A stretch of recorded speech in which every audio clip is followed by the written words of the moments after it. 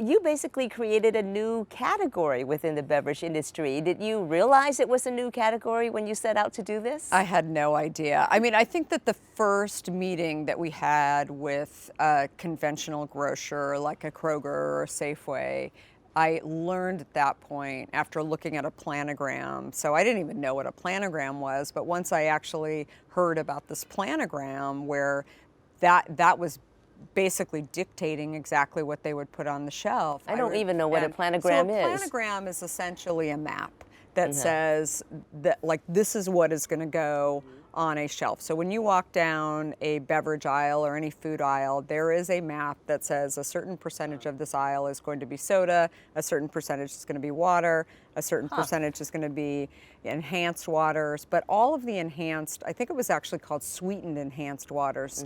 Then I really realized that, you know, number one, we were starting a brand new category that hadn't existed, but also so much of this like power that existed in conventional grocers was, you know, really grandfathered in from years and years of dealing with the large soda companies. And I had to figure out ways to grow my business outside of that, because they were not only sort of locked into really, you know, working under this planogram theory, but also it was going to cost me a lot of money. I mean, I was hearing numbers like, you know, millions and millions of dollars in order to get in. And again, I'm, you know, self-funding this company. I didn't have millions and millions of dollars to actually go and buy shelf space at a Safeway. And so early on, I really, you know, took a step back, and I think at that point there were so many points along the way, and I think that was one of them where I really thought,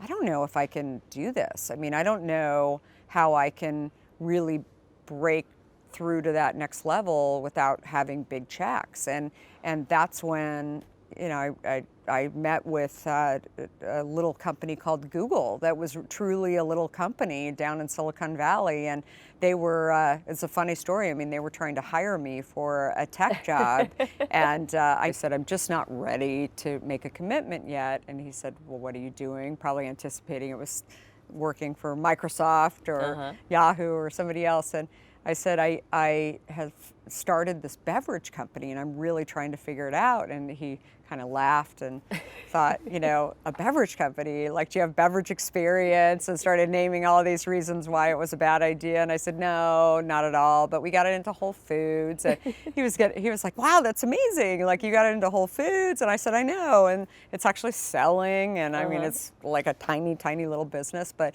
I just really want to see where this thing goes. And he said, you know, we just started hiring, we just hired a chef. But anyway, I mean, I don't think we've done anything about the drinks. So why don't you call this guy and see if he'll put your drinks in there? And I said, gosh, that'd be great. And so I got in my car and I brought him 10 cases. And then the next day he called me and he said, so can you drop 30 cases tomorrow? And then just like that, by the end of the week, yeah, they went through it. He was like, the employees loved it and he was paying me for it. And, you know, just as soon as I dropped it off, he was giving me a check. And I was like, this is this amazing business. And so pretty quickly they became our largest store. I mean, it was amazing.